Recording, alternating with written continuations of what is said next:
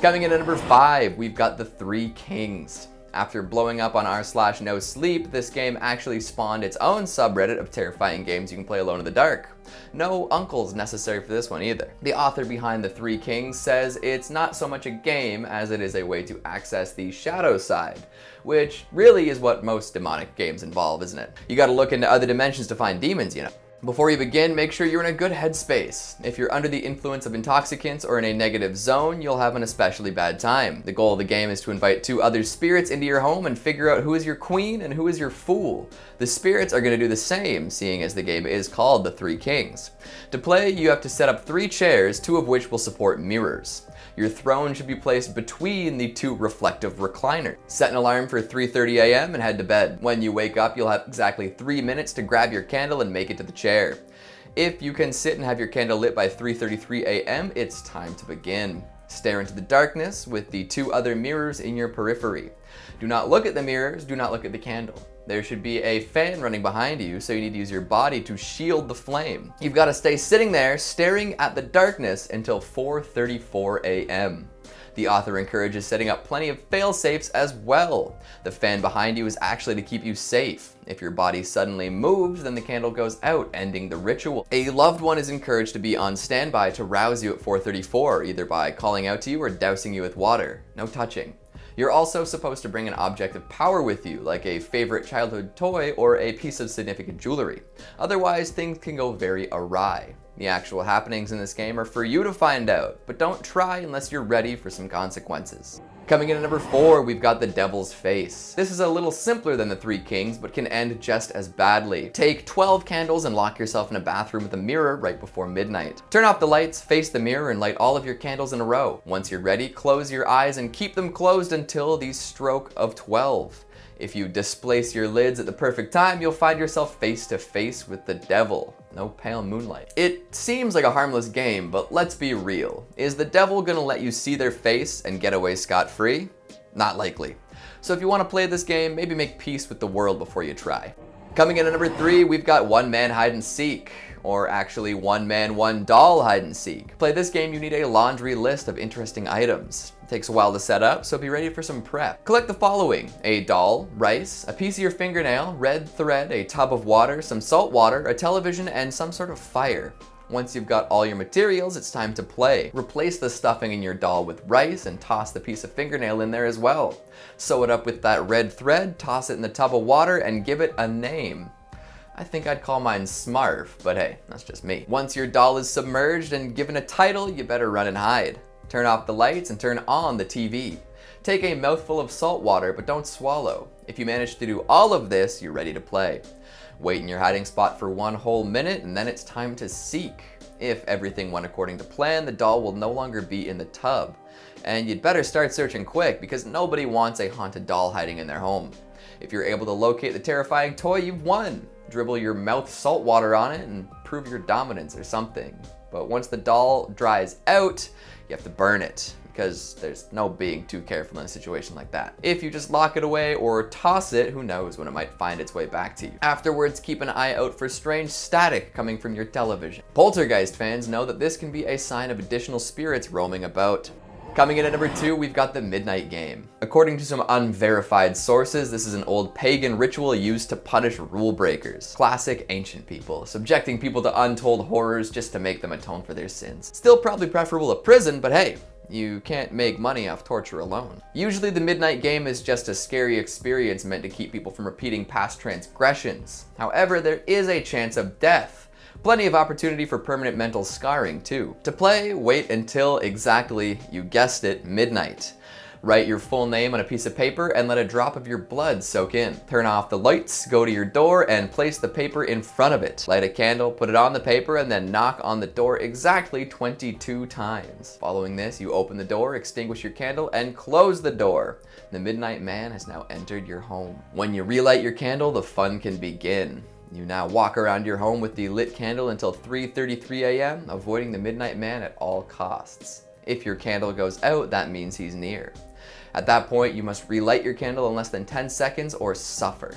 Alternatively, you can surround yourself in a circle of salt for protection, but then you have to remain within it until 3:33. If you can't relight or make the saline circle in time, the Midnight Min will induce a hallucination of your greatest fear until 3:33.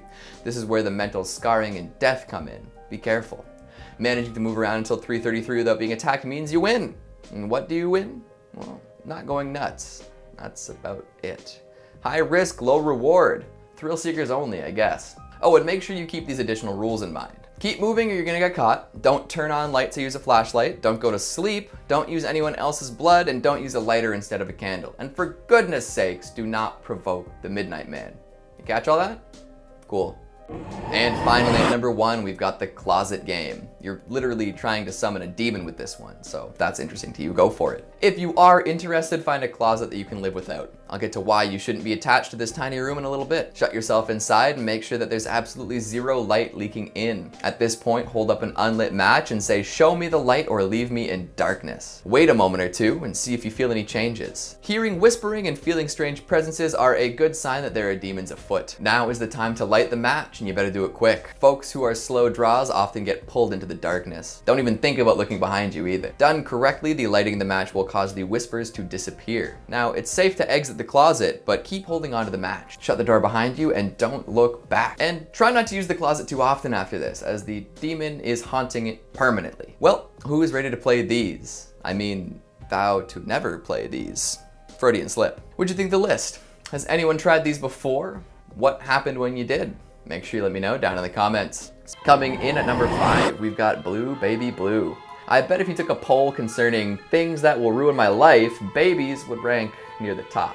If you're not really in the baby mood, these tiny humans can really tie you down. Also near the top of that list is dying, ghosts, and bathroom accidents. So Blue Baby Blue really ticks a lot of life-ruining boxes. It's kind of like Bloody Mary, but way worse. You essentially summon a dead baby to hang out in your bathroom with you. Great. To play this game, you need to hop into a bathroom with a mirror. Look into the mirror and chant "Baby Blue Blue Baby" 13 times. Don't ask me why 13, it's an unlucky number. Move along. You have to repeat that phrase 13 times perfectly for it to work, so no goofing up now. If you do it right, you'll suddenly feel a sort of phantom weight in your arms. Soon after, you'll feel that weight begin to thrash about and do other baby stuff. Some people have had their hair pulled, others have felt their arms grab that. Then, if you're really lucky, you'll begin to hear crying from inside your head. Usually a saving grace when you're listening to a baby cry is the ability to plug your ears. Not so in this case. If you hear the crying, apparently you're supposed to dump the weight into the toilet and flush it. Seriously, I read a few different accounts and apparently this is the move. If you don't flush the baby fast enough, a woman will appear in the mirror and demand that you give her her baby back. Geez, lady, I didn't even know it was yours. She'll scream loud enough to shatter glass and then kill you if you're still holding the baby. So you're essentially left with 2 options. Die, or live with the fact that you literally just flushed a baby. I don't know about you, but I think my conscience can handle a little extra weight. Coming in at number 4, we've got Sujiura. Usually folks resort to divination and fortune telling when things are bad. They want to see the future and make sure they're doing the right thing. Often they'll go to a trusted source, a local palm reader or televangelist. Some folks try tarot, or maybe you look to their tea leaves. However, that usually leaves a lot of the fortune telling to someone receiving payment or to unseen forces. Not ideal circumstances for an unbiased prediction. So if you really want a random fortune told, you can play Sujiura, also known as Crossroads. If you're looking to play, collect a comb and something with which to cover your face. Stroll on down to a nearby crossroads and prepare to hear your future. Once you're at the intersection of 2 roads, pluck the teeth of the comb 3 times and chant "Sujiura, Sujiura, grant me a true response" 3 times. After you do this, wait until a stranger passes by. It has to be a stranger no matter what. Once you spot a stranger, cover your face with whatever oddity you brought along and ask them to tell your fortune. Don't worry if they refuse, you can always ask the next person who comes along too. Way back in the day, it was believed that ghosts would walk the roads late at night. Others said that the devil was often seen at crossroads, disguised in human form. Either way, there's a chance that you'll run into someone paranormal who can then tell your fortune. If this is the case, you might even get an accurate reading. Apparently, some people who have played this game got fortunes so dismal that they killed themselves. And a lot of folks, while not taking it that far, found themselves running into a lot of misfortune after the fact. It seems that many people don't deal with bad news very well, and honestly, who can blame them? It's easier to walk around if you're ignorant of any bad thing that might happen. Impending doom is not a great thing to live with. And also, talking to strangers in the dark while covering your face is a great way to get mugged. Coming in at number 3, we've got The Gambler's Game. So here's a fun one. This game could ruin your life, or it could make your life an absolute breeze. Are you willing to make that bet? You've got to be a betting type of person to play this game, so here are the rules. You take a pack of playing cards, shuffle them, and deal yourself a hand. The game doesn't matter, although it seems like blackjack is the preferred activity. Once you've dealt, look across the room and say, let's play. If the gambler's around and down to clown, you'll feel a chill run up your left arm. Deal him in and get ready to play. The gambler won't actually interact with the cards, you have to play for him. You're supposed to play random cards from his face-down hand on his turn. Make sure that you never, ever look at his cards out of turn. By playing with him, you essentially bet your life. Win and you become a peerless gambler. If you slice your finger with a card and draw blood after winning, that becomes your lucky hand. Any bet you make with that hand going forward will win no matter what. But if you lose, the gambler will claim his prize. And it will not be quick and easy. It'll take his time with your life. Keep in mind there aren't too many lucky-handed folks out there. Coming in at number 2, we've got Candyman, the urban legend turned feature film series. Another Bloody Mary act-alike with a few twists of its very own. If you've seen any of the Candyman movies, you'll know how this plays out. Try it yourself and you'll probably end up dead, or you'll be blamed for serial murder, baby kidnapping, and arson. Either way, not good. In all likelihood, you will be disemboweled by a hook hand too. To play, you have to enter a bathroom and shut the door behind you. Turn off the lights, take a deep breath, and say Candyman into the mirror 5 times. A little easier than Blue Baby Blue, eh? If you do it right, Candyman will appear in the bathroom and kill you with his hook. With a lot of mirror-based legends, the bathroom is only used because it's convenient for most living people. They would most likely work in any room containing a mirror, dressing rooms, hair salons, man caves, the works. But Candyman is unique in that the legend is specifically based on bathrooms and housing projects containing medicine cabinets. See, Candyman apparently came to be after a murder in Chicago took place. There's an old structural flaw in some housing projects where medicine cabinets would be attached to each other through the walls. Essentially, your apartment was connected to your neighbors via the space behind your cabinet. People could hypothetically crawl through the cabinet into your apartment without you knowing. And that very flavor of home invasion was used in a very famous murder, the murder that inspired the Candyman legend. So be wary around your mirrors and medicine cabinets, and maybe don't chant in the bathroom. And finally, at number 1, we have the Answer Man. I like this one because it has the potential to ruin 10 lives at once. Efficiency is king, we are in 2020 after all. So if you can get 10 friends together, difficult I know, you can try this out and see what things are like on the other side. Have your group get into a circle and take out your cell phones. Once you've made sure all participants know the difference between their left and right, have everyone call the person to their left. If done right, this should create a lot of noise as each phone squawks that the next line is busy. However, there's a chance that something else will happen. If everyone is super synchronized, somebody might get put through to the Answer Man. This is a ghastly figure that will answer any question you may ask. If you want a straight answer about something, he will give it to you. Whether it's the answer to a difficult mathematical problem or a yes/no about your partner cheating, he'll know the answer. However, every question comes at a cost. He gets to ask one back. The questions he will ask are not easy. It could be philosophical, or maybe a truth or dare style inquiry meant to embarrass or implicate. No matter what though, you have to answer truthfully and accurately. If the Answer Man doesn't like your answer, you are in hot water. A huge sinewy hand will reach out from the phone and tear a piece of you off your body. Some say that the Answer Man is the ghost of a child who was born without a body. He's been trying to become complete by collecting other people's body parts. And who knows what he might do if his weird piecemeal flesh suit is complete. Maybe you can ask what he plans on doing next time you play. Yeah, I don't know if I'm excitement starved enough to play any of these, but if you feel the urge to put it on the line for a thrill, I get it.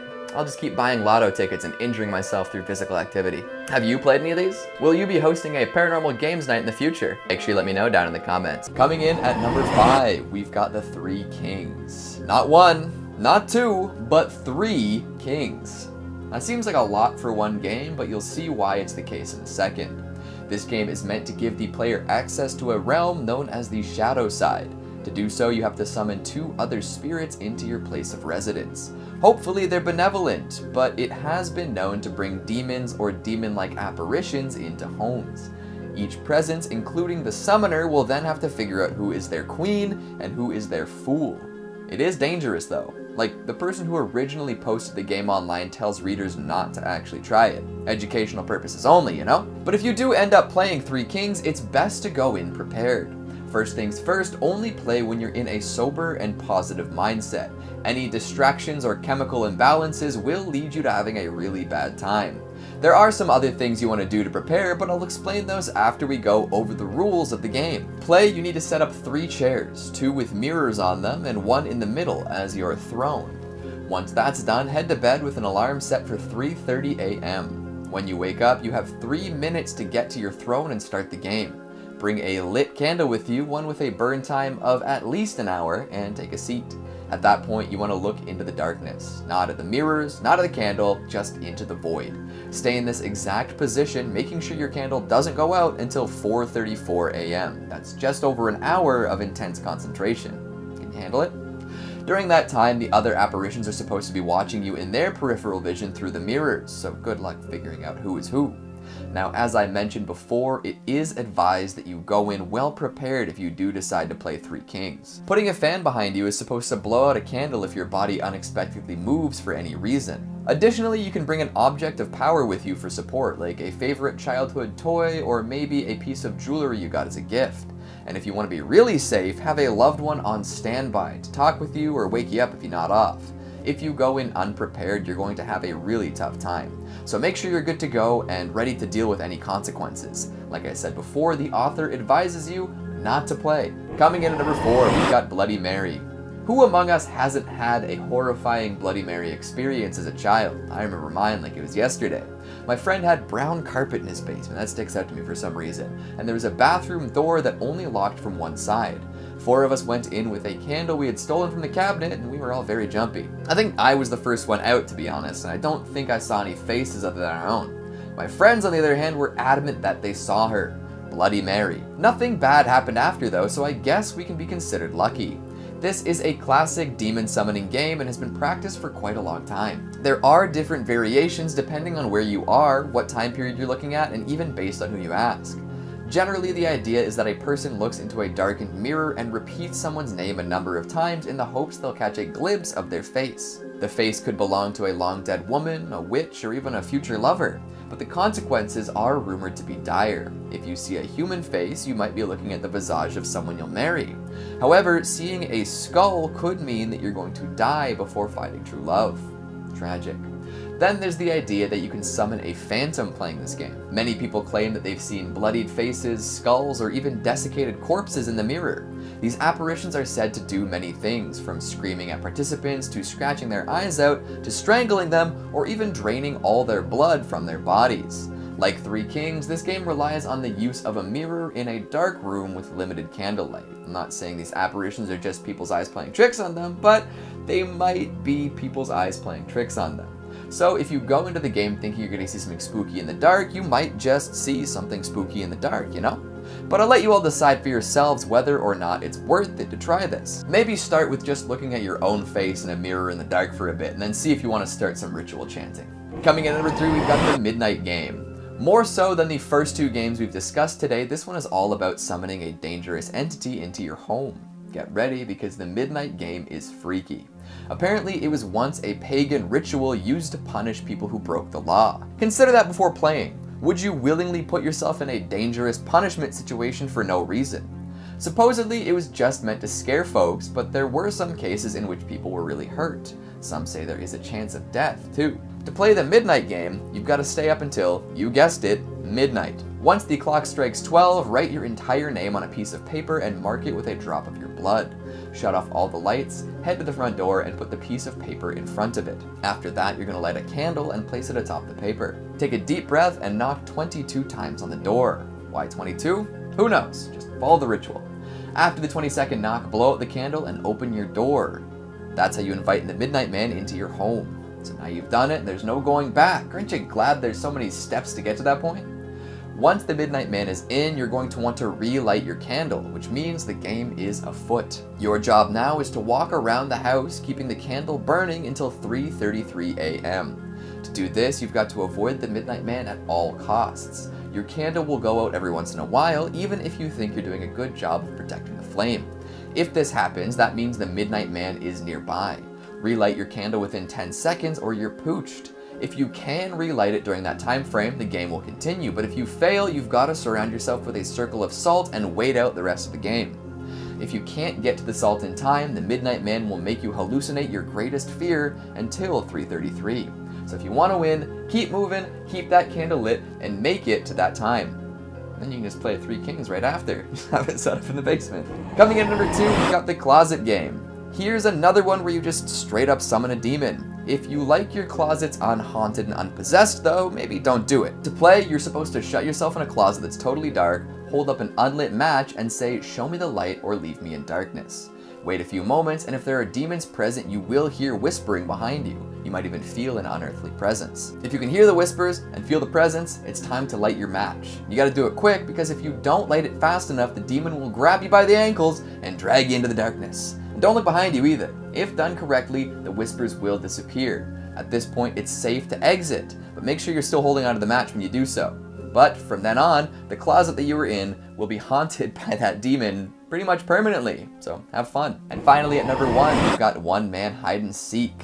For our final game of the day, I present you with a truly terrifying experience. You essentially give a doll life and then try to find it after it hides somewhere in your house. And you'd better find it too, because nobody needs a possessed doll on the loose. By stuffing a doll with rice, one of your fingernails, and then tying it up with a piece of thread, you can create an item that can be used in this game. You're gonna then place the doll in a bathtub, give it a name, and then turn off the lights. From there, you're gonna wanna take a big mouthful of salt water, turn on your TV, and then go and hide. If you can successfully hide from the doll for a minute, it is your turn. The doll will not be in the tub anymore when you return to it, and it's up to you to find it. If you're a very good seeker, when you find your doll, you're gonna spill that mouth salt water on it, let the doll dry, and then burn it. Get rid of the ashes, and then ask yourself, why the hell did you play in the first place? So you've got the rules, the materials lists, and a bunch of really good reasons to never ever play these games. So, will you play them? What do you think? Are these games legit, or do players just scare the crap out of themselves by playing? Make sure you let me know down in the comments. Punching its way into number 5, we have Thrill Kill. This would-be Mortal Kombat competitor never actually released thanks to the controversy surrounding its subject matter. Thrill Kill is a game full of violence and sexual content, as most horror-themed fighters should be. There were BDSM costumes, fetishistic acts, limb dismemberments, and super suggestive special moves. Get a load of some of these. Slap. Going down. Swallow this. Classic. Unsurprisingly, it garnered an adults-only rating ahead of its release. Although, surprisingly, it wasn't because of the sexual content, as is with most games that get the AO rating. It was actually for its violence. Because of this, it never released. Near-finished builds were uploaded to the internet, though. So why was an almost finished game never released to the public? Well, around the time it was slated to hit the market, EA bought out the publisher, Virgin Interactive. Electronic Arts, being the worst and all, decided that the game would be harmful to their image and opted not to release it. In fact, they deemed it so offensive that they wouldn't even attempt to sell it off or have it released by somebody else. That's a thrill kill buzz kill if I've ever heard one. At the time, it was highly anticipated, a lot of people seeing it as the new Mortal Kombat of sorts. 4-person 3D gameplay, adult-themed characters, thrill kill finishing moves, it was shaping up to be the next big thing. Later down the line, when folks got their hands on the bootlegged version, they were a little disappointed though.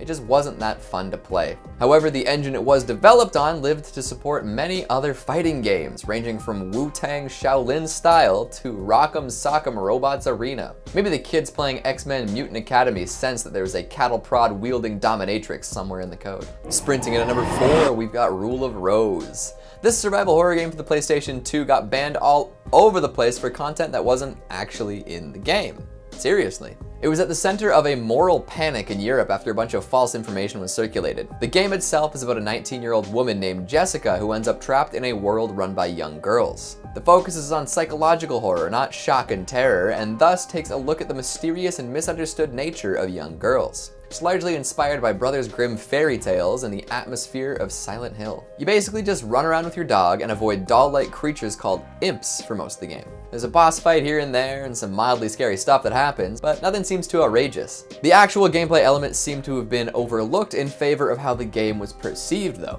Sony decided against an American release, claiming that the elements of violence involving children didn't fit their corporate image. Publisher Atlas then stepped up to release it on their own. Around this time, a whole lot of rumors were circulated after a discussion about morality and violence in video games was published in the Italian magazine Panorama. There were allegations that Rule of Rose had scenes of children buried alive, sadomasochism, and underage eroticism, which were patently false. This did not stop people from running with the story, though. European Union Justice Minister Franco Frattini led a campaign against the survival horror game, painting it as obscene, cruel, and brutal. The push resulted in a motion for the resolution on a ban of sale and distribution of the game in Europe, which also led to suggestions that it be banned in France and Poland. All of this was based on very little information, and you can bet that none of the folks talking about it had ever actually played the game. After all was said and done, the Australian, New Zealand, and UK releases were cancelled. Sheesh. For a relatively tame horror game, it garnered a lot of attention. Splattering in at number 3, we've got Splatterhouse. Something about chopping demons in half with a meat cleaver doesn't sit right with the morally pure, huh? It was no surprise when Splatterhouse, the 80s style slasher-inspired beat-em-up, was unceremoniously pulled from dozens of arcades across America. In this horror classic, you play as Rick Taylor, a man who allows himself to be possessed by a cursed mask in order to gain the power required to save his girlfriend. Then he absolutely tears through screen after screen of demonic baddies and ghastly ghoulies. Makes you just want to whip a wrench at someone's head. I'm not crazy, you are. It was actually the first video game to come with a parental warning, which read, "Warning, this horrifying game may be inappropriate for young children and cowards." Damn, Splatterhouse, you're just asking for the cowards to come out and ban you. The arcade cabinets were licensed to Atari for distribution in North America, and like all good, cool things, it was controversial there. Violence, gore, and references to Christian symbols like the cross. It's brainwashing our youth, get it out of there. So after 100 cabinets were sold, it was banned. I'm sure the owners of the arcades were thrilled. Eventually, there was a port made for the TurboGrafx 16, but it was toned down. Less blood, no crosses, and a red mask to avoid the Voorhees connection. This was not the end of the Splatterhouse ban story though, no, not by a long shot. Like most classic franchises, Splatterhouse got a mediocre 3D remake in the PS2 Xbox 360 era. And like most violent video games, Germany said, get out of here with that nonsense. Oh, Splatterhouse, you're too splattery for your own good. Coming in at number 2, we've got Condemned: Criminal Origins. Speaking of German bans on video games, let's talk Condemned. This first-person horror game found itself in a sticky situation in the land of Volkswagen. Known and beloved for its brutal melee combat using improvised weapons and CSI-style investigation elements, Condemned is one of the better-received horror games of the 2000s. You play as Ethan Thomas, a man framed for murder, looking for the serial killer who did him dirty. The population of Metro City is going insane, and no one seems to have an explanation, so you're just gonna have to fight a bunch of homeless people as you piece together the mystery. One of the big gameplay elements involved using what's known as finishing moves, where you ruthlessly kill an enemy that you've incapacitated. This often took the form of snapping necks or headbutting people to death. German law abiders took issue with this and ended up confiscating all copies of the game because of a law that outlaws the dissemination of media that describes cruel or otherwise inhuman acts of violence against human beings in a manner which expresses or glorification or rendering harmless of such acts of violence which represents the cruel or inhuman aspects of the event in a manner which injured human dignity, which I suppose describes a lot of horror media. A major point that a lot of people took issue with was the fact that there was really no way to avoid these violent encounters in the game. No stealth mode, no tactical choices, just go ahead and beat a homeless man to death for being crazy. Fair enough. And finally, at number 1, we've got Assault Lay. Yeah, this is another one of those where I'd rather not say the title out loud. The real title is not, in fact, Assault Lay, it's something else, but I'm sure you get the idea. The contents aren't any better either. In this Japanese eroge game, you play as a stalker who likes to grope women on public transit. When he gets caught and called out by a teenage girl, he decides to use his father's political leverage to take revenge. The whole game is you stalking, groping, and then assaulting a family of 3. The ages of the people in that family range from 12 to 40. Not great. Thankfully, the stalker dies at the end no matter what, but does that really change anything? Many folks took issue with this game, garnering attention from British members of Parliament, the Women's Forum in Australia, and members of Equality Now, who wrote to the then Japanese Prime Minister Taro Aso in protest. After receiving all this attention, the game was taken off of digital marketplaces and eventually was restricted from being sold in Japan. This actually prompted the developers and publishers of similar games in Japan to ban foreigners from their websites to avoid further controversy. Number 5, the Ouija board. Starting this list off because, well, this one's pretty obvious, and there's some even weirder ones ahead, so buckle up. The Ouija board is a board game most popularized by teens in the 1970s, when fads were at a heightened time. The Ouija board has earned its reputation over the years, although it was created almost 100 years before that. Go Go on. The year is 1891, and as the first ads started appearing in papers, Ouija the Wonderful Talking Board. Extra, extra, read all about it. The title from a Pittsburgh toy and novelty shop. The first paper described a magical game that answered questions about the past, present, and future with marvelous accuracy. An advertisement in a New York newspaper titled it interesting and mysterious as proven at patent office before it was allowed. Price? $1.50. Okay, so chilling and affordable. A flat board with the letters of the alphabet configured into two semicircles, above the numbers 0 through 9, the words yes and no in the upper corners, goodbye at the bottom. No batteries included nor needed. A planchette, like a little teardrop shaped tool used to maneuver about the board. Sounds simple enough. The idea was that 2 or more people would sit around the board and place their fingertips on the planchette and ask a question out loud. After a moment or two, the planchette seemed to start moving to the corresponding letters, spelling out an eerie message from who knows where. The origins are messy, and it's hard to pinpoint who or what inspired early attempts at this game and its humble beginnings. It kinda just appeared on the shelves. Spooky. After the 1850s, the Fox sisters of New York had popularized spiritualism, and the US started flooding with the interest in spirituality, towing the line of religion-related thrill-seeking. The Kennard Novelty Company exclusively made and marketed these talking boards. One thing, however, is that they didn't have a name for this new game. Apparently, the lore goes that one of the men who also owned and founded Kennard Toys' sister was a medium, and when asked the board what it would like to be called, to which it responded, Ouija. When asked what the name meant, it responded with, good luck. Terrifying! Hey, at least good sportsmanship. Good lucks and good games? Kinda nice touch before it spells out your fate, no? One thing I know for sure is that I'm never playing this game. Number 4, Hide and Seek Alone. Hide and Seek Alone has gotten some pretty dramatic online traffic throughout the past 20-ish years. Results from people who try it, write about it, and avoid it are all pretty interesting to say the least. Though it's a bit of an elaborate ritual, the game, you summon a ghost into a doll or stuffed animal at around 3 a.m. and then invite the possessed doll for a friendly game of hide and seek. First off, who's doing this? Second off, it's 3 a.m. I'm old. I'm sleeping by this point. Third, I don't do dolls, man. Creepy. Surfacing in the 2000s on the deepest spots of the web, this frightening and spiritually challenging game has made waves and enforced that serious problems could arise if played wrong. How do you mess up hide and seek? Found you. In some cases, the rituals call for very specific details. Other times, a very loose game setup. Some dolls were even stuffed with rice instead of cotton, and apparently toenails from the player for a DNA connection were added to the object. It's at times like these that these legends start sounding very fake. Or do they? Sometimes needing red sewing string to stitch and repair the now ready teammate, the ritual has been started. The game is played at 3 a.m. and some say 3:33 is the ideal time to play, in which the player washes the doll and explains to it the rules of the game and the participants playing. I will hide, and you will come find me. It's always when you're hiding that you all of a sudden have to pee. So bad. Always. And what happens when the doll finds you? Apparently the deep web has story after story about the countless effects on this game and doesn't recommend it, due to all the stresses to come after. Apparently the process of ridding the spirit of your home at the end of the game has been the most challenging part. Who'd have thought? Would help if there was an instruction manual, of course. Of course I won't be playing this game at any time soon, I'll be sleeping at that hour. Much safer. Number 3, CE5. Demonic forces come in many shapes and sizes. I chose this topic next on the list because I feel that this is the way we're headed, and it's absolutely terrifying for our world, and theirs. Dr. David M. Greer is an American ufologist and founder of the Center for Study of Extraterrestrial Intelligence and director of the Disclosure Project. CSETI started in 1990 to create a civil and research-based initiative to contact ET civilizations. The group defined CE5, or Close Encounters of the Fifth Kind, as human-initiated contact and communication with ET life. CSETI claims to have over 3,000 confirmed reports of UFO sightings by pilots alone, and CSETI has designed a protocol for human-initiated contact to UFOs using a form of consciousness. Oh yeah, and high-grade military lasers. Namaste, dude. Hey, that's pretty sick. The goal of which to publicly disclose the government's alleged knowledge of UFOs.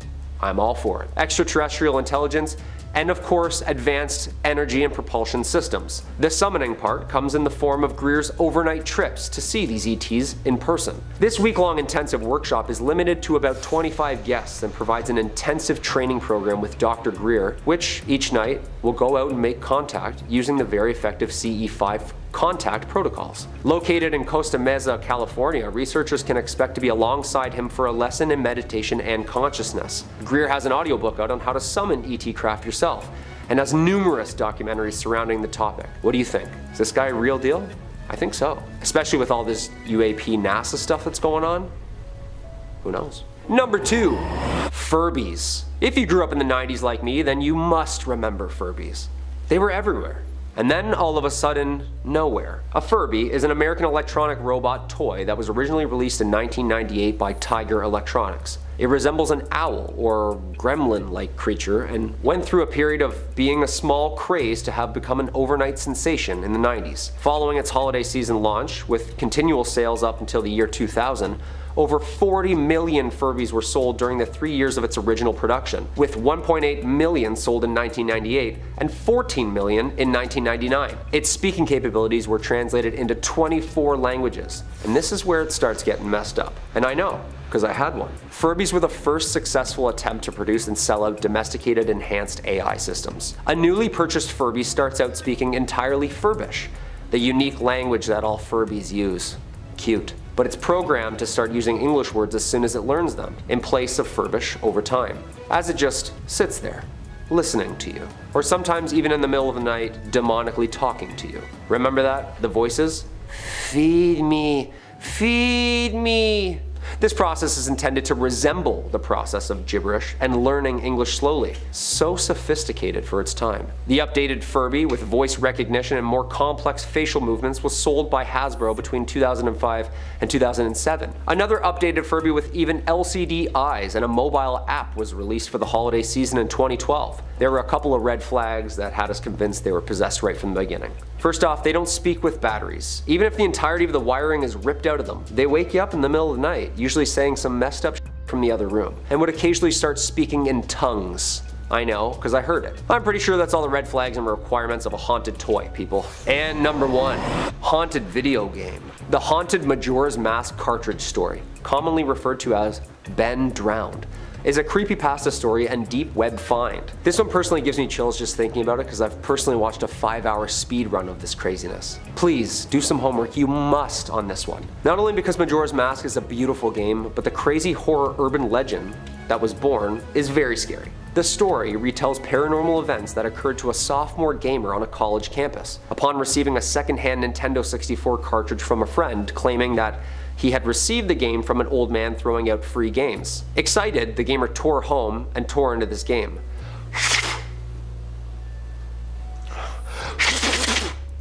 But then, he begins to notice misplaced and missing graphics, added scenes, and even strange connections to a boy named Ben, who is said to have died 8 years before, from within the game.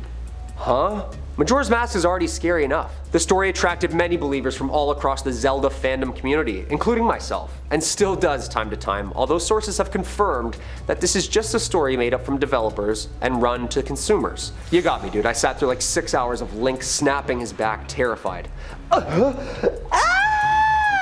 Kicking us off at number 5, we've got a Siren Head dating sim.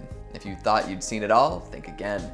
From the depths of the unknown torment comes a game so terrifying, so blood-curdling, so grotesque and disturbing that only the most hardened of video gamers dare to attempt it. Move over, Doki Doki Literature Club, there's a new horror-based dating sim in town. Yep, that's right, there is a Siren Head dating sim, because why not? That's just how the internet seems to operate. Something horrifying and deadly? Give it a moment, somebody will want to boink it. The premise alone is enough to make you want to scream, isn't it? The itch.io page for this unbelievable piece of software describes it as the opportunity to have magical days with Siren Head. Just don't get killed. I must say, I haven't played all that many dating sims. I'd have to assume that the end goal of many of them is to get a lovely smooch or maybe a confession of love, right? So what's the end goal here? Siren Head smooches sound largely deadly, and correct me if I'm wrong, but hearing I love you blasted from rusty sirens at 180 decibels doesn't exactly sound like a magical day. Maybe like evil magic, but not the dating sim kind. You can eat ice cream and inexplicably make this fleshy gargantuan beast blush, and all in all have a good time. Kind of flies in the face of the original design, but it's good to know that people out there still have a very strange sense of humor. Let's leave it at that. Coming in at number 4, we've got Daroscope's Siren Head. Oh boy, another itch.io experience. This one is a short interactive experience featuring a man with little in terms of self-preservation instinct. You take on the role of Mike, living in a lovely little neighborhood. The intro card lets you know that your wife Sam has been missing for 2 hours and that news reports are coming in telling people to stay in their homes. Before any more details are given, the broadcast's cut out and you can't find the remote. Now this game has a handle on what really scares the average person. The remote is missing. You hop into Mike's brain and play as him from a first-person perspective. After finding the remote, the power cuts out and you begin to hear sirens. Uh-oh.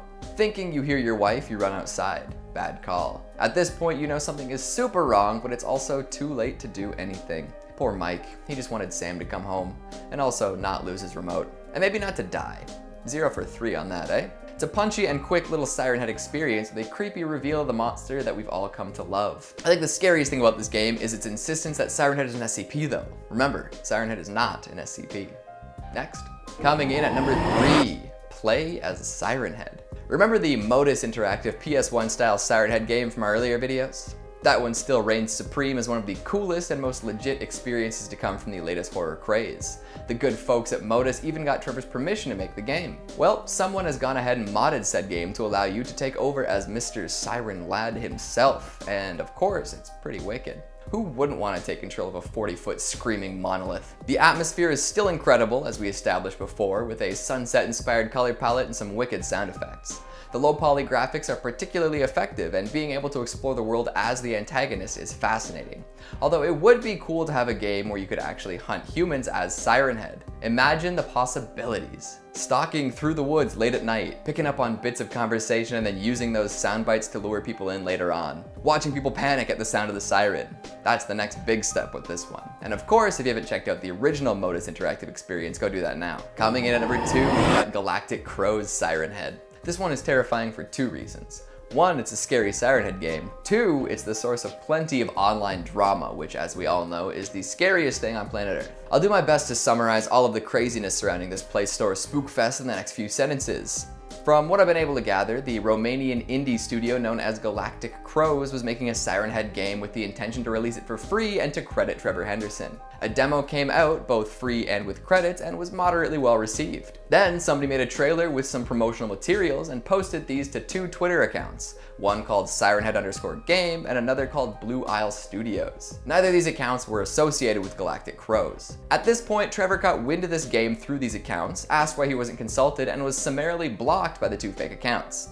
The trailer also appeared on YouTube, claiming to be headed to all major consoles. From there, somebody managed to steal the SirenHead_game account and post information about the original developers of the game who were not trying to profit off of Siren Head. Galactic Crows since put out a video explaining what went on and how they attempted to contact Trevor about it all, and since then things have calmed down significantly. The game was taken down from GameJolt and Google Play, but is now back up with a very clear disclaimer at the top. Now, for the game itself. It's an atmospheric horror game with plenty of places to explore. It sort of plays like a few of the classic Slenderman games, with a lot of the gameplay focusing on finding clues and avoiding a lanky antagonist. It's a freaky little number and worth a play if you can get past all the drama. And finally at number 1, we've got Undreamed Panic's Siren Head. Have you noticed a trend with these titles? Uniformity in name aside, it is a fascinating and unique take on Siren Head. Of course, you start out in the woods in the middle of nowhere, leaving the safety of your car behind. Although the starting point is quite familiar, the graphics are something else. Everything looks like it's being shot on an old camcorder, scan lines and pixelation abound. It's a lovely aesthetic for a survival horror game such as this. Soon enough, the sirens and sound bites start playing, but they're integrated in a very cool way. There's a surprising amount of depth to the design of this game, which is so often left out in these sort of flavor of the month type deals. Eventually, your character gets their hand on a rifle, and that's where things get really interesting. Of course, a human-sized firearm isn't going to do much against a 40-foot beast, but it's a welcome addition in a landscape where largely you have no way to defend yourself. In order to save yourself, you've got to complete a bunch of tasks, putting your tiny human body in the way of Siren Head's gigantic arms. Terrifying.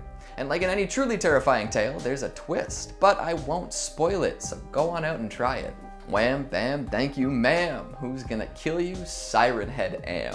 Some folks out there have enough game design skills for 10 people. Now, if only they could come up with their own creatures from time to time. Oh well, maybe this trend will skyrocket the truly deserving into a spotlight of their very own. I'm content to chill in the darkness for the time being. What'd you think of the list? Have you played any of these? And will you check out Trevor Henderson's stuff? Make sure you let me know down in the comments. Coming in at number 5, we have the Midnight Game. It is recommended that you do not try to play this game at home. The Midnight Game was created as a punishment for those who have broken the laws of pagan religion. Of course, over the years, it has turned into a risky game people play, testing to see if the consequences are real. This game is no joke, and there is a very real chance of death to those who play. To play the game, you have to follow some exact rules. You must play the game at 12 AM or it will not work. You will then need to gather some exact materials. You'll need to get a candle, a piece of paper, a writing implement, matches or a lighter, salt, a wooden door, and at least 1 drop of your own blood. If you are playing the game in a group, each person needs to have all of these materials individually. Once you have everything that is required, you need to write your full name on a piece of paper. You can then prick your finger and drop the blood onto the paper. Make sure all the lights are turned off, then place the paper on the wooden door, placing your candle on top. Knock on the door 22 times. The time must be exactly midnight on this last knock. Then open the door, blow out the candle, and close the door. You have just allowed the Midnight Man to enter your home. From this point, you may relight your candle. The game is now to avoid the Midnight Man in your completely dark home until 3:33 AM precisely. It is a risky game of hide and seek. If you are not successful in hiding from him until this time, he will torture you with your greatest fear. He will then remove your organs one by one while you're unable to stop him. You'll know the Midnight Man was here if you feel a sudden drop in temperature. You'll also know because your organs will be gone. You might see him in the corner of your eye like a shadow in the darkness. You will even hear him whispering from the shadows. If you do manage to survive until 3:33, the Midnight Man will leave your home and you will be safe. If you break any of the rules like turning on your lights or attempting to sleep, you will have lost the game and maybe your life. Again, I have to stress that you should not play this game. You have nothing to gain, but you might just lose your life. Nothing good about that. Number 4 is One Man Hide and Go Seek. The One Man Hide and Go Seek is a ritual for contacting the dead. This is also considered a paranormal game you might try for fun. Wandering spirits are always looking for bodies to possess. This game is to summon these spirits but offering them the doll instead of a human body. For obvious reasons, this is kind of a risky game. The spirit could just up and decide, well, you know what, I'm gonna take your body instead of the doll you're offering. Now, to perform this ritual, you will need the following items: a stuffed doll, a needle and red thread, nail clippers, 1 sharp tool, and a bathroom with a bathtub and a counter. To start the ritual, you take the doll, clip off the pieces of your nail, and put them inside the doll. Sew the doll back up with the red thread. You will then need to tie the doll up with that thread. You will then need to fill your bathtub with water, and then find a hiding place with a cup of salt water on the ground. This should act as some kind of defense for this creature. Once all of the preparation is done, you can start the ritual. You're gonna need to give the doll a name. This can be anything but your own name. For the sake of this video, let's say Lucy.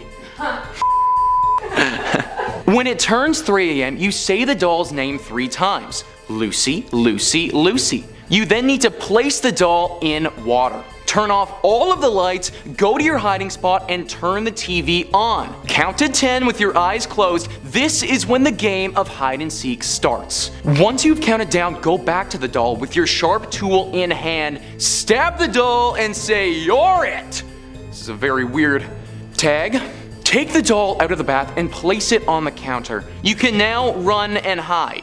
You now need to look out for the doll as they will be trying to find you. To end the game, you simply need to say, "I win," 3 times. It might sound like a harmless game, but if something goes wrong, it could be deadly. The soul that finds the doll might not be a happy one, and then you might have created the next Annabelle or Chucky. Alternatively, the soul might come to find the doll, but choose you instead. You could become possessed with no help of being rescued from your new hell.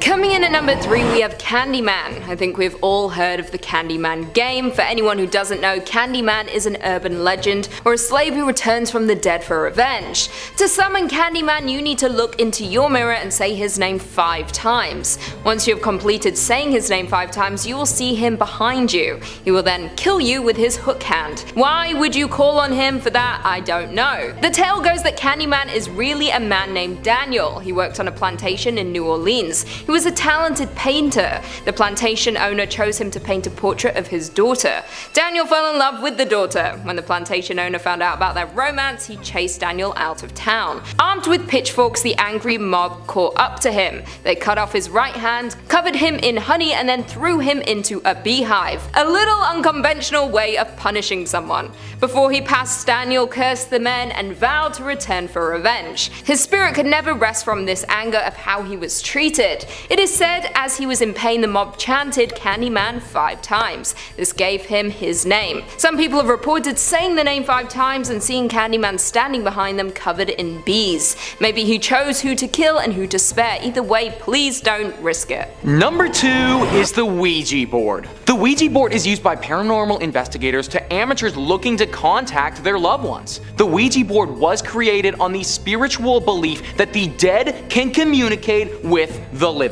This became prominent in the 19th century when people were dying on a large scale. People were searching for a way to connect to the lost loved ones to ask unresolved questions. At first, these boards were sold on every toy shelf, seen as an innocent game to connect with lost spirits. The Ouija board has changed since it first appeared in the stores, but the basics remain the same, with the alphabet listed along the top and the teardrop cursor used to answer the questions. One man named William Fuld believed completely in the board. His company bought the product and were the first to produce them. He claimed the Ouija board often spoke to him. It told him to build a new factory. He would later come to jump from that factory roof, ending his life.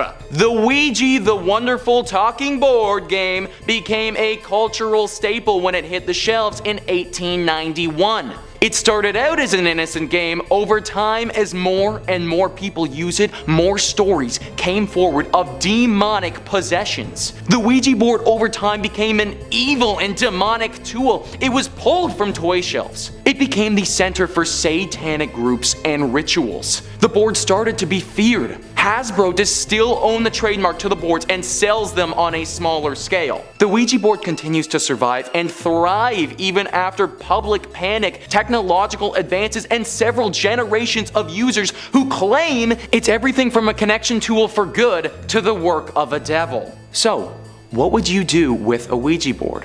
Some people use it to connect with the lost loved ones. Others use it to see if a place is haunted, taking the board to old hospitals or abandoned buildings, hoping to connect to the spirits there. Of course, some use it for satanic rituals, hoping to make deals with the devil. Whatever you might use it for, it's all dangerous. You are opening a door and welcoming in unknown entities. They may pretend to be the loved ones that you're looking for to contact, revealing their true identity once they've latched onto you. It is something you should stay clear from. You could be releasing an evil that no one alive knows how to get rid of. And finally, coming in at number 1, we have Bloody Mary. Bloody Mary is similar to Candyman, but much more terrifying. To understand why you shouldn't summon Bloody Mary, we should first look at her origins. Mary was an accused witch. She claimed to not be though. She lived secluded in the forest selling her herbal remedies to get by.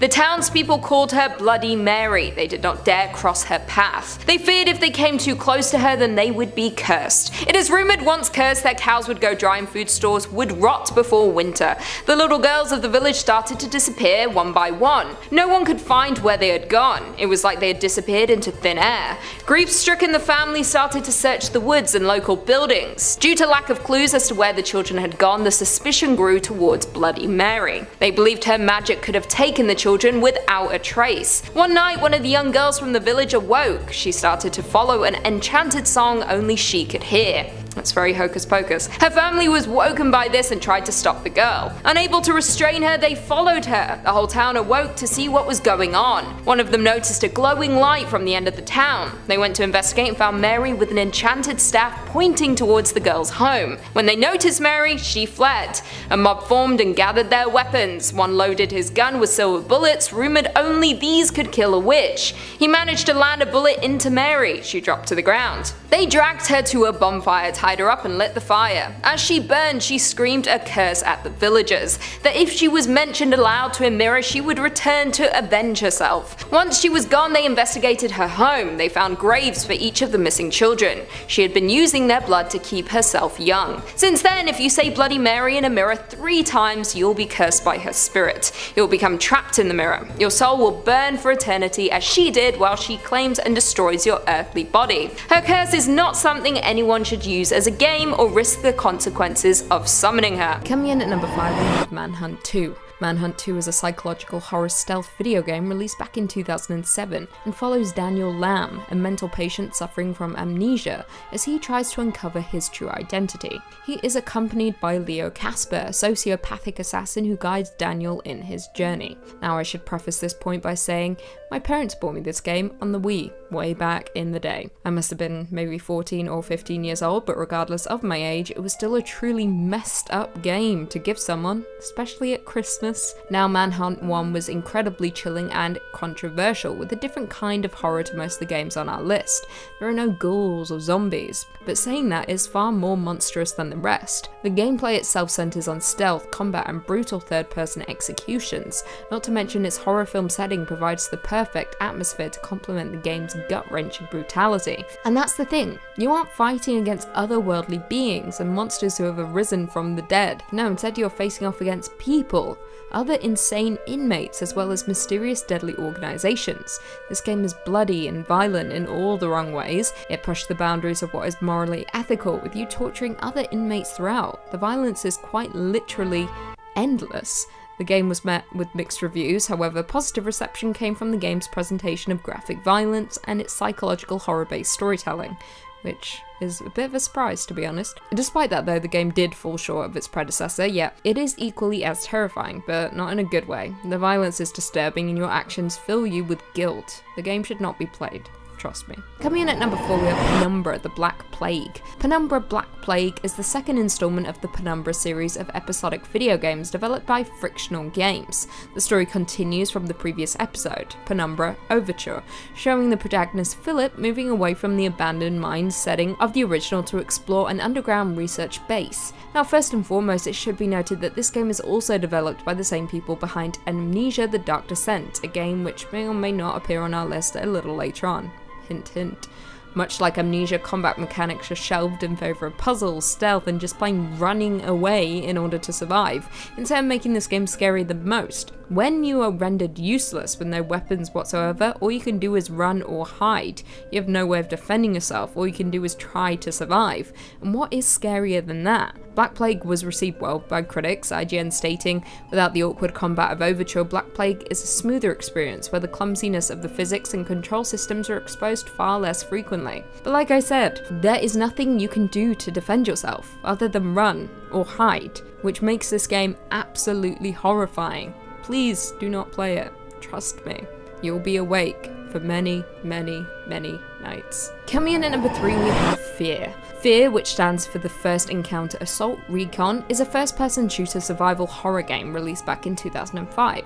The game's story revolves around a supernatural phenomenon, which Fear, a fictional force team, is called to contain. The player assumes the role of Fear's point man, who possesses superhuman reflexes, and must uncover the secrets of a paranormal menace in the form of a little girl. Now, this is one of the more unique horrors we have on our list, considering you can actually defend yourself with guns. Yay. However, those bullets are rendered useless by a little girl, standing at the end of a long corridor with lank black hair over her face and blood splattering all over the walls. Ultimately, this little girl makes gibbering wrecks out of all of us. The game was praised by critics, with the New York Times calling it as thrilling and involving as Half-Life, which is actually a huge compliment. Half-Life is incredible. IGN claimed that Monolith forges new shooter territory with some truly freaky elements, challenge, fun, and beauty. Now, the game is as scary as it is beautiful, however, when you involve demonic-looking children, things go from bad to worse and make the horror 10 times scarier than they have any right to be. If I were you, I would steer clear of this horror because Alma Wade will haunt your dreams. She may even haunt mine. Coming in at number 2, we have Siren: Blood Curse. Siren: Blood Curse is a survival horror stealth game and is a reimagining of the first installment in the series, Siren, with many alterations to structure and content. The story begins on August 3rd, 2007 and focuses on an American television crew that arrives in Japan to investigate and document the legend of Hanuda, a vanished village, where human sacrifices are said to have taken place 30 years prior. Along with other survivors, the humans must try to survive in the nightmarish village amid the summoning of an alien god and vicious monsters known as the Shibito. Whether solving puzzles, fighting, or fleeing the undead, Siren: Blood Curse offers a ton of tense atmospheres and a blood-curdling narrative. The game was praised by critics, with IGN stating, I quote, increasingly suspenseful set of chapters and cutscenes, frightening jumps and gameplay sequences. One user summed up the game perfectly, stating, despite the hoops you need to jump through prior to playing, Blood Curse more than makes up for it with some of the most intense and perfectly paced survival horrors I've had the pleasure of being terrified by. And I honestly couldn't have put it better myself. Even watching gameplay on YouTube of this game sends chills down my spine, and in the scariest of ways. This game is truly terrifying to watch and play, and for that reason alone, it is best to steer clear of it, unless you want your sleep to be disrupted forever. Just saying. I don't. But for those interested, PewDiePie did play the game, and he's got a full gameplay on YouTube, so you should check it out. And finally, coming in at number 1, we have the one we were all waiting for. Amnesia: The Dark Descent. Amnesia: The Dark Descent is a survival horror game, and one that I quite literally couldn't even get 5 minutes through because I was absolutely terrified. If you have yet to play this game, just don't do it, because it is one of the scariest experiences of my life. The game itself features a protagonist named Daniel, who is exploring a dark and foreboding castle, while trying to maintain his sanity by avoiding monsters and other terrifying obstructions. You are quite literally helpless as you explore the gothic castle with no memory of how you got there. You are unarmed, and worse still, you are alone, with the castle's halls being stalked by monsters that lurk in the shadows. The game forces you to do everything video games typically don't want you to do. Flight over fight. You must barricade yourself in rooms or sprint through the winding halls while ghouls chase behind you, getting closer and closer with each turn. As you would expect, Amnesia received hugely positive reviews from the horror gaming community, with critics praising the ominous atmosphere and horror elements. I quote, by strongly focusing on vision and hearing, the distance between player and game is radically diminished. Now this game should be illegal simply because of the pure horror it inflicts on us. The terror lingers long after you finish the game, with you constantly looking over your shoulder for the lurking presence who has been haunting you. Trust me when I say this game is not for the faint-hearted. Coming in at number 5, we have Devotion. Devotion is a first-person psychological horror video game created and developed by Taiwanese game developer Red Candle Games for Steam. The game itself is set in Taiwan in the 1980s, with the majority of the game taking place in an apartment complex in Taipei. I think that's how you say that. For the most part, players will control the troubled screenwriter, Du Fengyu, through the apartment complex, with rooms that represent various years in the lives of the Du family during the 80s. The game draws inspiration from first-person games such as PT, What Remains of Edith Finch, and also Layers of Fear, all absolutely terrifying games, particularly PT. I mean, if PT ever came back, I might be happy. For the first time in my life. Can't relate now, but I might be happy. I might feel some kind of joy. All absolutely terrifying games. A number of critics made favourable comparisons of Devotion with PT and Gone Home, all first-person exploration games that successfully subvert the safe and secure feeling of home. Devotion was only available for fans in Taiwan via pre-order from June 8th until June 15th last year. However, the game was pulled and never returned to Steam amid controversy that it had included a disparaging remark about the Chinese president at the time. The studio apologized and removed the game in order to perform a complete check. However, it has yet to return, with it sounding unlikely that it will reappear anytime soon. Red Candle Games stated, I quote, "We made a critical and unprofessional error during the game's production. It saddens us that the focus of the game has shifted dramatically since the erroneous art asset was found. A revision patch was implemented immediately, and we have absolutely absolutely no intent to stage a publicity stunt. Regardless of the era, the game was truly chilling, with many fans holding out hope that it will one day return. In at number 4 we have Alan Wake. Alan Wake is an action-adventure video game developed by Remedy Entertainment and published by Microsoft Studios, released for the Xbox 360 and Microsoft Windows. The game follows best-selling thriller novelist Alan Wake as he tries to uncover the mystery behind his wife's disappearance during a vacation in the small fictional town of Bright Falls, Washington, all while experiencing events from the plot in his latest novel, which he cannot remember writing, coming to life. Now, Bright Falls is a Twin Peaks-inspired mountain community with a terrible secret. The game itself isn't overtly scary, but its sense of place and character is second to none. Not to mention, it'll be hard to find a more enjoyable playing experience than Alan Wake. Now, what makes this game so interesting is that structurally, Alan Wake is similar to a thriller television series, what with the endless plot twists and cliffhangers around every bend. The game itself consists of 6 episodes, with the storyline being continued by 2 episodes, The Signal and The Writer. Alan Wake is described by Remedy as the mind of a psychological thriller and the body of a cinematic action game put together. Michael Plant from The Independent gave the game a score of 5 out of 5 and praised Alan Wake for its flawless pacing, which ensures a compulsive experience. The Daily Telegraph rated the game 9 out of 10, with editor Nick Cohen being impressed by the stunning look, stating that the town of Bright Falls and its surrounding environment to be authentic in terms of architecture, vegetation, weather, and lighting. He also described the atmosphere as being able to, I quote, turn on a dime from feeling safe and serene to one of choking menace and foreboding. In at number 3 we have World of Horror. World of Horror is a Lovecraftian horror role-playing game where players must navigate a hellish roguelike reality with turn-based combat and unforgiving choices. The old gods are reawakening, clawing their way back into a world that's spiraling into madness. In hospitals, abandoned classrooms, quiet apartments, and dark forests, strange appearance and unexplainable phenomena test the sanity of residents in Shibuya, Japan. Is it chaotic retribution or the machinations of beings beyond our comprehension? The end of the world is nigh, and the only solution is to confront the terror reigning over the apocalypse. World of Horror is essentially a game within a game, and an homage to the old Macintosh RPGs that you play on a bulky in-game computer. The game isn't so much scary as it is complex, with you having to fight creepy apparitions in a series of vignettes and manage your stats and equipment between them. Bloody Disgusting rated the game 4.5 out of 5, stating it's an exceptionally well realized throwback to early text-based RPGs, and with simple images and descriptive text, it shows how the power of horror can be effectively channeled into any medium. The Verge also stated, I quote, "It's almost soothing to click through the game's Rolodex of abominations hoping to unlock something you haven't seen before. There is no reason for me to continue playing right now, and yet I keep doing it." In at number 2 we have Pathologic 2. Pathologic 2 is an adventure horror game by Icepick Lodge and published by Tiny Build. Originally planned as a remake to the 2005 video game Pathologic, it is instead a complete reimagining of the original game. It is a narrative-driven dramatic thriller about fighting a deadly outbreak in a secluded rural town. The town is dying, and you must face the realities of a collapsing society as you make difficult choices in seemingly lose-lose situations. The plague isn't just a disease, you can't save everything, the plague is devouring the town. The chief local healer is dead, and you are now to take his place. You'll have to look for unexpected allies. The local kids have something to hide, so perhaps try playing by their rules. The game is a mess to play, however, the disintegration of the town you're moving around is a fresh alternative compared to being dropped into a hellish situation. Pathologic 2 isn't just terrifying, but it's just downright weird and at times disturbing and disgusting.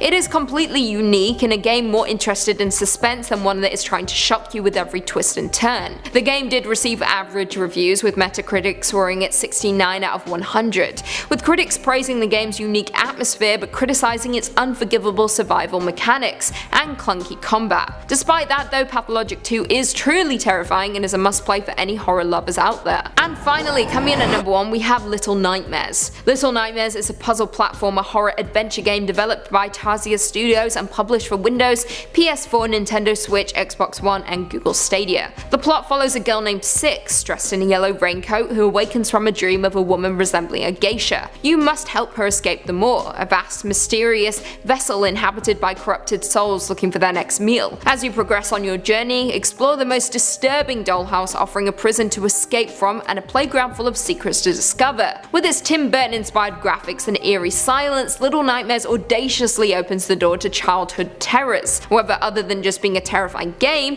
Little Nightmares may have some twisted meaning hidden aboard them all. It may very well be an allegory for child abuse, with a plot concerning a child that loses her innocence too soon, which quickly becomes the monster that had once devoured them. Back to the horrors of the game though. Have you ever had a dream where everything is slightly off, where everyone you meet has physical features that just aren't quite right? Well, that is Little Nightmares. The game takes this notion and runs with it, presenting a marauding cast of unthinkables that are absolutely terrifying. Just wait until you witness the janitor and his jerky, off-putting twitching, or the blind custodian who wraps up children in cocoons and sends them packing on motorized meat hooks. On top of that, there is hardly any music in the game, proving that there is nothing more terrifying than complete silence. Honestly, if you haven't played this game, I suggest you do so immediately. Coming in at number 5, Five Nights at Freddy's. Often abbreviated to FNAF, this is an indie game that was first released back in 2014. In the first 3 games of the series, the player controls a nighttime security guard at Freddy Fazbear's Pizza who must utilize security cameras and other tools to survive against animatronic characters which become mobile and homicidal after hours. It is absolutely terrifying, as all you can do is monitor the security cameras, open and close doors, and answer the phone when the former employee calls. Otherwise, you're left defenseless against these terrifying animatronic creatures that are hell-bent on taking you down. The game is essentially an intense chess match between you and the creatures,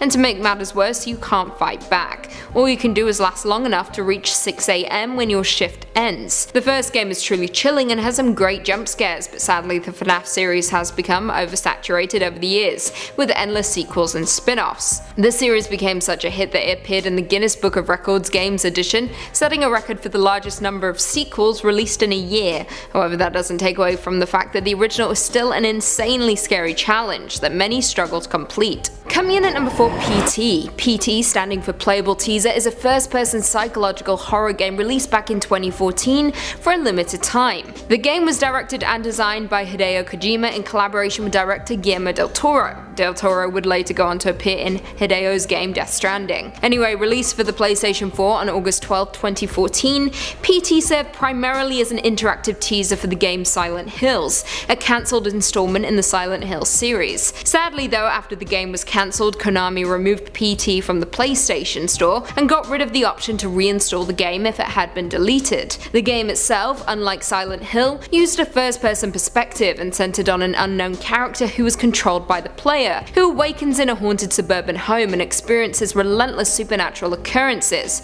You explore the L-shaped corridors of the home in an endless loop, and the only actions the player can use are walking and zooming. That is it. To progress, the player must keep navigating the corridors and solving cryptic puzzles. Each time a loop is successfully completed, changes appear in the corridor, which are usually terrifying. After the player solves the final puzzle, they escape the house, with the ending revealing that it is a playable teaser for Silent Hills. Sadly though, there is no way to play this game unless someone put a secret copy out there into the world, but I don't know if that's true. In at number 3, we have Slender the 8 Pages. Released in June 2012, Slender the 8 Pages is a free-to-play horror survival game based on the folklore meme figure known as the Slender Man. The game takes place in the middle of a forest during the night, with your sole objective being to collect all 8 notes located in various areas of the forest while avoiding the Slender Man. As you collect the pages, the fog in the forest grows increasingly thicker, and Slender Man appears closer and closer to the player. Now Slender moves by teleporting, and you as the player are equipped with just a flashlight to see through the dark. Other than that, you have no way to fight back. All you can do is jog and sometimes sprint. However,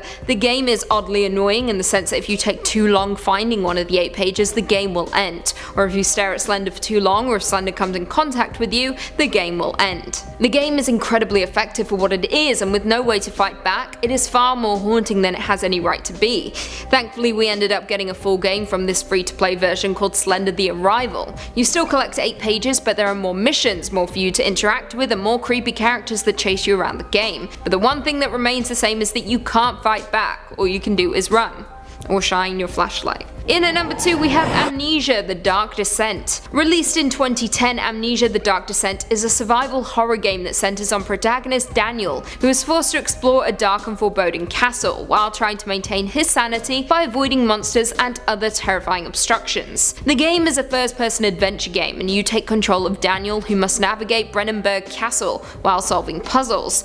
Along the way, Daniel's sanity must be managed, centered around an afraid of darkness mechanic. Sanity is ultimately reduced by staying in the dark for too long, witnessing unsettling events, or looking directly at monsters. If your sanity drops, this results in visual and auditory hallucinations, and an increased chance of attracting monsters. It's a vicious circle of hiding from monsters to going insane from hiding from monsters to attracting more monsters because you're going insane from hiding from the monsters. This game is honestly terrifying.